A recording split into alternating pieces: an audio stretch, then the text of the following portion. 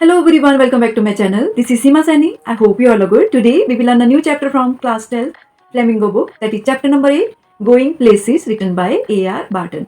So first of all, we'll discuss about the main characters of this chapter and then detailed summary. So let's start with the main character. First character, Sophie. Sophie is a little girl. She is at school but she is highly ambitious. Sophie एक little girl है और अभी तक वो school में ही है और बहुत ही ज़्यादा ambitious है. Next character, Jancy. Sophie's friend, who is also a little girl and still at school, but she is not like Sophie. So Jancy Sophie की friend है और अभी तक वो भी स्कूल जाती है, बट वो सोफी की तरह बिल्कुल भी नहीं है. वो रियलिस्टिक है और सोफी इमेजिनेशन में रहती है. Next factor, Jeff, Sophie's elder brother. Derek, a young brother of Sophie. Danny Casey, a young Irish football player. Tom Finney, a young great football player. United, name of football team. Sophie's parents. Now detailed summary of this chapter. The story revolves around a teenage girl Sophie, her family and friends. इस story revolve करती है Sophie के friend और Sophie की family के around.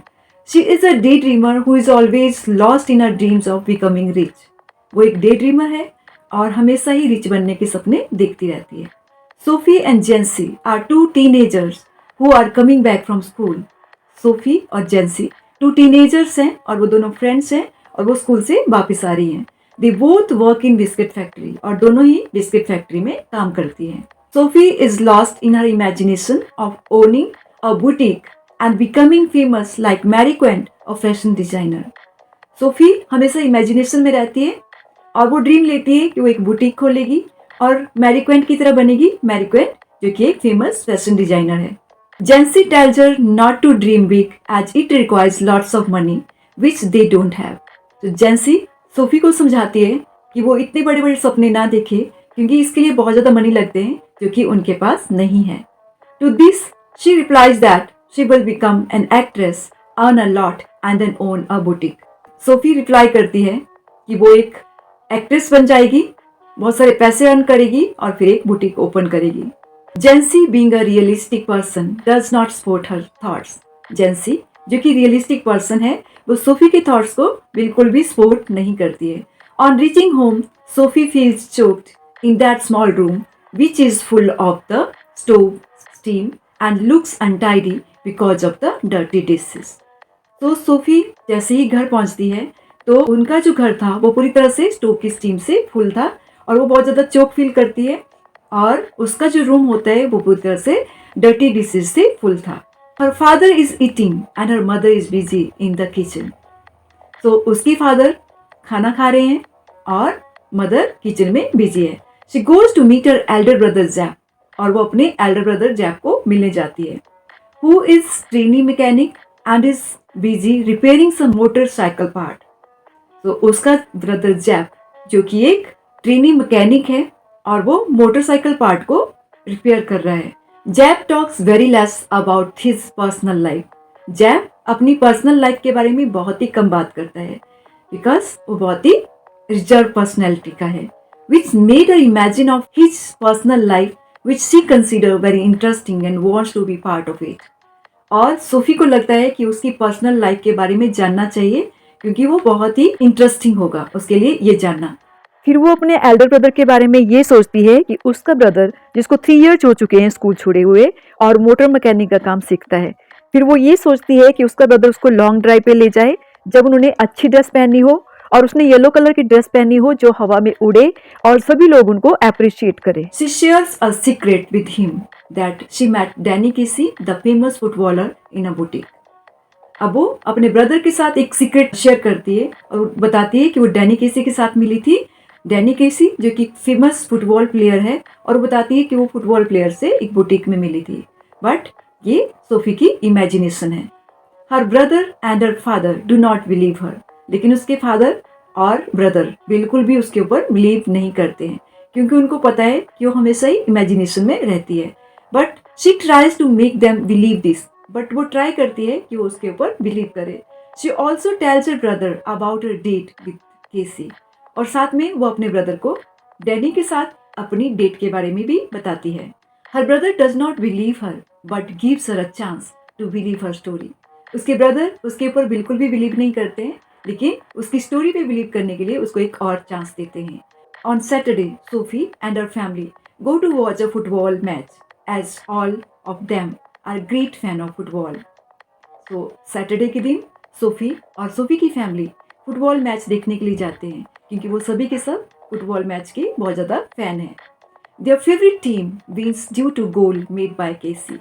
अब उनकी जो फेवरेट टीम थी वो डैनी केसी के गोल करने के कारण जीत जाती है। All of them feel so overjoyed, और सभी के सभी बहुत ज़्यादा ओवरजॉयड फील करते हैं। When Sophie returns home with her little brother Derek, जब सोफी अपने लिटिल ब्रदर डेरेक के साथ घर आती है, Jancy questions her about the reality behind her meeting with Danny Casey. तो जेंसी उससे डैनी केसी की मीटिंग के बारे में पूछती है कि उसके पीछे क्या रियलिटी है, क्या ये सही है या फिर वो अगेन इमेजिनेशन है। तो Sophie gets angry with her brother, और इसके ऊपर सोफी को अपने ब्रदर के ऊपर बहुत ज़्यादा गुस्सा आता है because of letting her secret out but tries to handle the situation and succeed. Sophie को बहुत गुस्सा आता है क्योंकि वो अपने ब्रदर के ऊपर बहुत ज़्यादा बिलीव करती है और उसको लगता है कि वो उसकी बातों को कहीं पे भी किसी और के साथ शेयर नहीं करेगा, वो सीक्रेट रखेगा। इसके लिए वो अपने ब्रदर के साथ अपनी सारी प्रॉब्लम्स को शेयर करती है, अपनी सारी बातों को शेयर करती है। बट अब उसको लगता है कि उसने जेंसी को सब कुछ बता दिया है, तो उसको अपने ब्रदर के ऊपर बहुत ज़्यादा गुस्सा आता है। But tries to handle the situation and succeed, लेकिन वो अपनी इस सिचुएशन को हैंडल कर लेती है और सक्सीड भी हो जाती है। She then visits a secret place near a canal to meet her hero Casey. उसके बाद वो सीक्रेट प्लेस पे जाती है कैनल के पास जहाँ पे उसको केसी से मिलना था। वो डजंट शो अप, लेकिन वो वहाँ पे नहीं आता है, वो उसको वहाँ पे नहीं दिखता है क्योंकि वो एक इमेजिनेशन थी। She knows that it was just her imagination but she was so lost in his love that she doesn't want to come out of this.